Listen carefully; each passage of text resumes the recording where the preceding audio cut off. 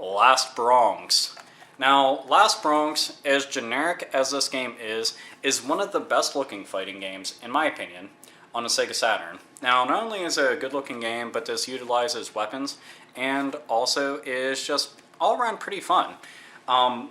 If you look at the characters, just look at them. Do they look like memorable characters?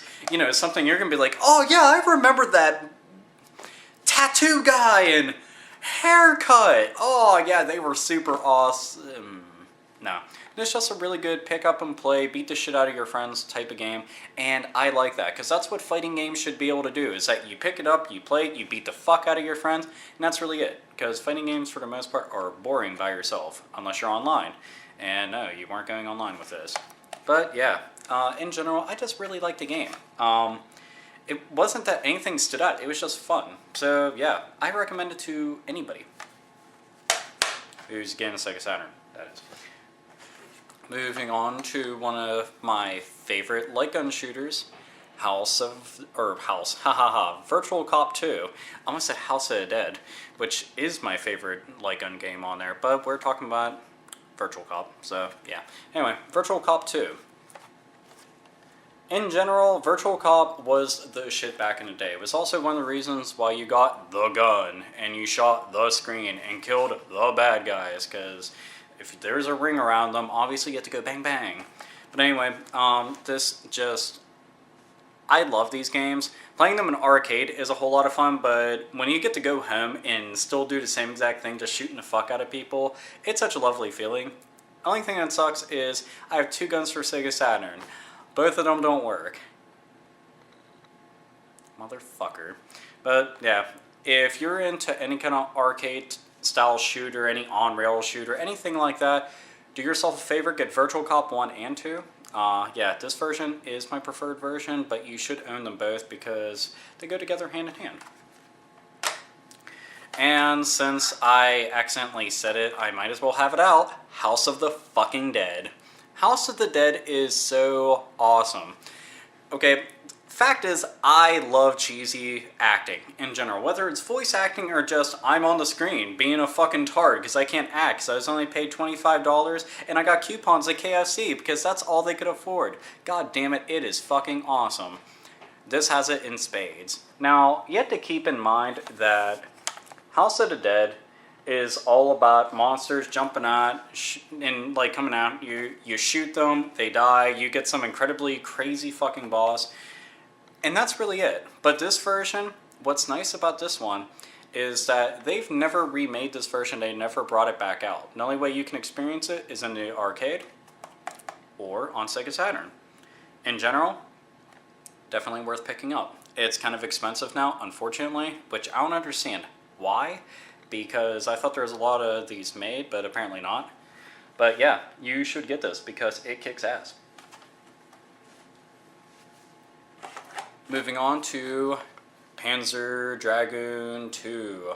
Now, Panzer Dragoon, if you've never played Panzer Dragoon 1, 2, Panzer Dragoon Saga, or Orta, you were doing yourself an injustice, rather. See, Panzer Dragoon is all about being on dragon and shooting shit. Number 1, dragons are fucking sweet. Secondly, shooting shit is fucking sweet. So yeah, you get to do that. It's just a really good game. I remember playing these and thinking, wow, this is really cool. And then they brought out Orta and I just about shit my pants because I thought that Sega pretty much forgot about the franchise. But yeah, this was a really good follow-up to the first one. Liked a whole lot. It built upon the first one a whole bunch. So yeah, if you liked the first one, you have to get the second one because you're retarded if you don't. MechWarrior 2. Now, I'll be completely honest. I have not played this game at all. I bought a large box of Sega Saturn games from somebody. This was one of them. I just did not get to play it. Really unfortunate. I have a lot of games to play. That's all I can say. So, it's kind of hard to be like, I'm going to play every single one of those games. But, yeah. From what I hear, this is a really good game. All I can say is, if you're wondering about it, if you're on YouTube, just type in MechWarrior 2, Sega Saturn gameplay. But yeah, from what I hear, it's awesome. So I'll just take their word for it for now. Moving on to Quake. Now, the first Quake game, I was not a really big fan of until I got to play Quake 64. So, yeah, this version, when I actually got to go back and play this after Quake 64, and all I did was bitch and complain. I was like, why does it look so ugly? Because I was used to blurry, smoothed out graphics, not all little pixels everywhere. But, yeah, if you are a fan of Quake at all, this is a pretty good port of it, though I prefer playing it on PC, just because playing any first-person shooter on a D-pad is just fucking retarded. Just, I don't know, it does not feel right. But does it hinder the experience a lot? Not really. But, you know, you have to keep in mind that most people that play first-person shooters on consoles right now are used to being able to use both of your thumbs. They did not have that back then. So, yeah, you pretty much just have to deal with how it is. But overall, it's still not bad. It's a very faithful port, though, from the PC version. I did like it, though. Moving on to another first-person shooter, Hexen. Hexen, also made by ID Software, is pretty much let's see, let's take Doom for example, and let's throw you into a fantasy world. You get to pick between classes who all have their own type of weapons and abilities and whatnot. You have Hexen. Hexen was just a cool game to me, just because I was like really big into fantasy-based anything. So hearing fantasy-based first-person shooter, I was like, oh, holy shit, oh my god, I have to fucking play this. Ironically though, I played Hexen 64 before I played on Sega Saturn. I didn't have a Sega Saturn when I was younger. I had to play other people's Sega Saturn, so shit happens, but this is a really good game. I actually prefer this one over the 64 version. I mean, it's been years since I played Hexen 64, but I got to play this one just like a couple months ago, and liked a whole lot, so much that I pretty much, you know, got other people into playing it. So yeah, not too shabby.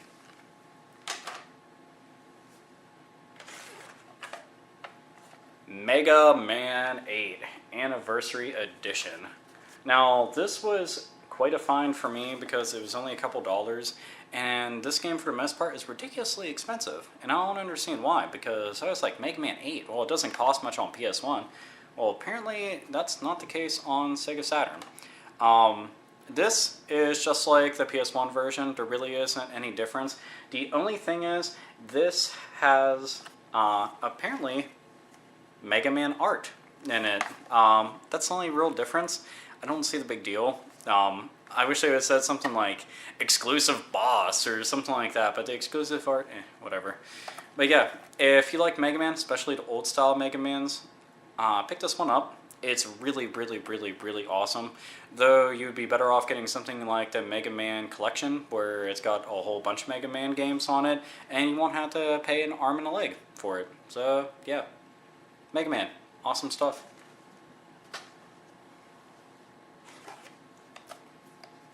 Mystaria. Was not a fan. Just a generic little RPG. I mean, even looking on the back right now, it's as if somebody had, like, I don't know, 10 minutes with MS Paint. It was like, I'm gonna throw together the back of the art. Okay, you ready? Here we go.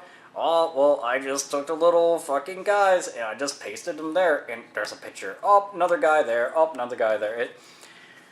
They really just did not give a shit. Because you figure one of the things that you base, like, if you don't know shit about a game, what do? You pick it up, you look at it, you twirl a little fucking thing around, and you go, oh, that's it. But this game, yeah. Poop.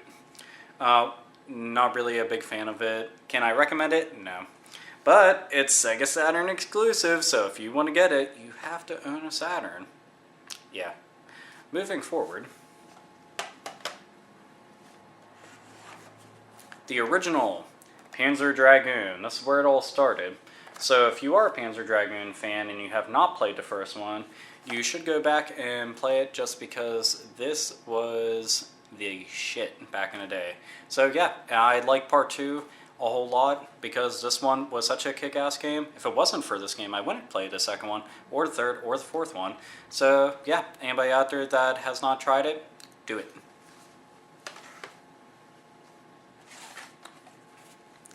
Albert Odyssey by our good friends at Working Designs. Now, back in the day, there were 3 companies that I gave a shit about when it came to RPGs. Squaresoft, Atlas, and Working Designs. Working Designs, unfortunately, is no longer around, and that's really sad because they ported so many good games from Japan over here, and they did such a good job with them. One of the nice things, and this may not seem like a big deal to some people, but I just think it's kind of neat that they did it in general. A lot of their games, it's kind of hard to tell on camera, but they had like the little foil over it, so it made everything real shiny and glossy and everything. They always went like an extra mile trying to make things look real nice. But yeah, played through this entire game, fucking awesome. If you were an RPG fan, a turn-based RPG fan, which I am quite a bit, get this game. It is extremely awesome. It's like, you could probably get around $40, $50 if you're lucky online. Worth every single fucking penny. In general, yeah, get it, because it kicks ass.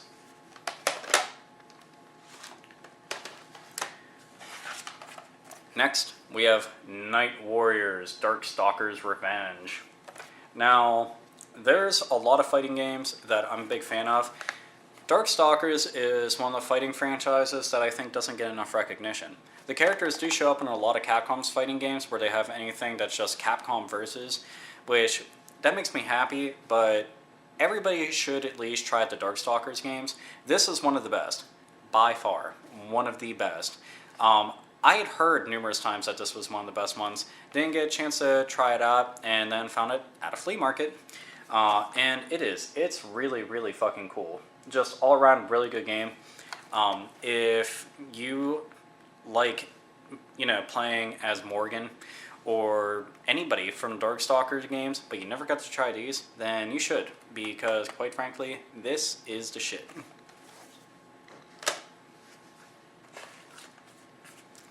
Iron Storm.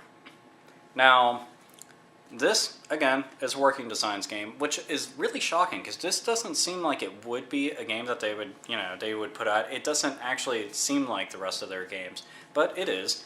Thing is, this is such a unique little game. Okay, to begin with, number 1, it's a tactical type game. Well, more like a strategy game, rather. Can't say tactical, but you do use tactics in it. But anyway, it is a strategy game, but the thing is, look at this shit, man. Hitler? Fucking Hitler's in this game?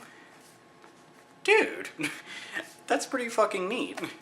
It's just the fact that you pretty much you're trying to kick the shit out of everybody, okay? You're at war, obviously. And the thing is, to me, if anybody's going to do a tactics game on a console, they need to have their shit together, just because it's done a lot better on PC. Just look at games like StarCraft 2 and all the Command & Conquers. And with this, they actually did a really good job, all in all. I mean, the control isn't bad, and I've seen worse. I've seen a hell of a lot worse. But I mean, it's pretty neat, because this is like a console-only type strategy game. And that doesn't happen too often. So yeah, if you're a big strategy buff, get this. It's really good. I just liked it a lot. So yeah, check it out.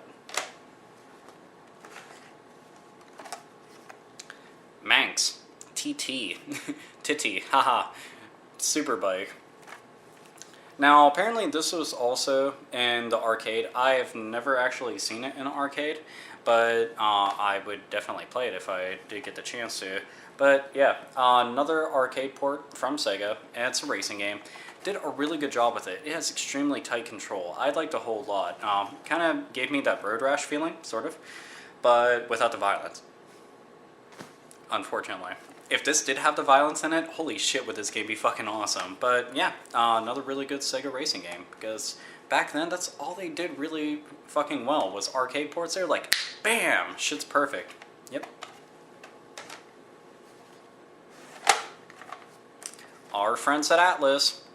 High Velocity Mountain Racing Challenge. Now, for a long time, I wanted this game just because it was an Atlas game that I did not own. And it was a racing game from Atlas, and I was just like, huh. Atlas racing game. It's not an RPG, it's a racing game. Okay, I have to try this out. And I did. All around, it gave me a feeling of Ridge Racer.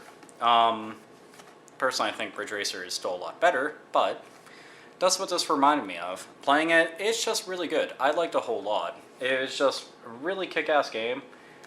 Graphics are very, very good on it. If you get the chance, you see this for cheap, you should pick it up, especially if you're a racing fan.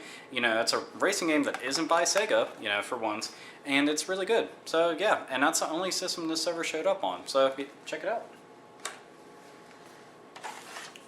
Next we have Clockwork Knight 2.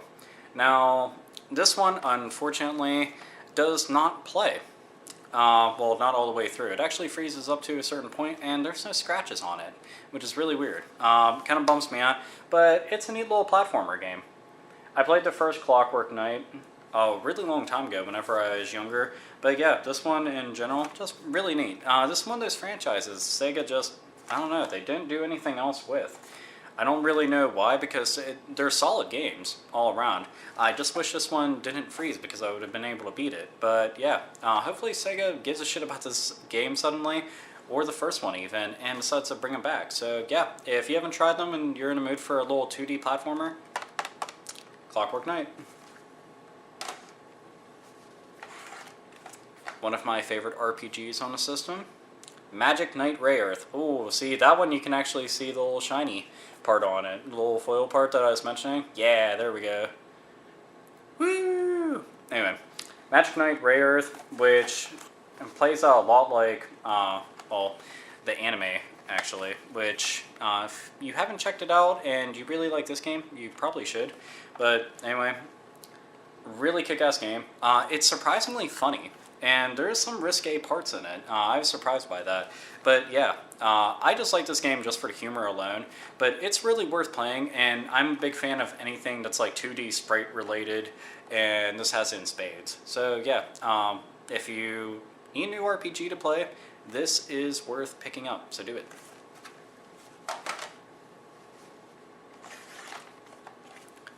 Battle Arena Toshinden Remix. This game, I was a fan of Battle Arena Toshinden when I was little. This game is laughably bad. Me and my friends, we sat around playing this a couple times, and all we did was laugh our asses off. The entire fucking time, we just sat there playing it and just in fucking fits of giggles coming out, because it's so fucking slow. It's like a bunch of fucking old people, all doped up on medication, and they're just handed big fucking weapons, and somebody just whispers to them, "Get them." And they're just like,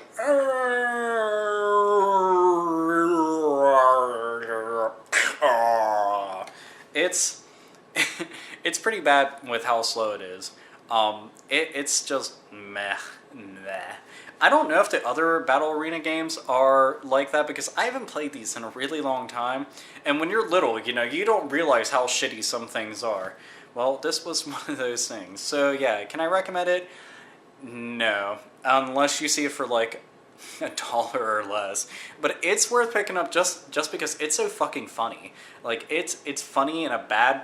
It's so bad it's funny. I don't know if you're into that kind of humor. I am. Anything that's just really shitty, I get amused by. So yeah, that's Battle Arena Toshinden Remix.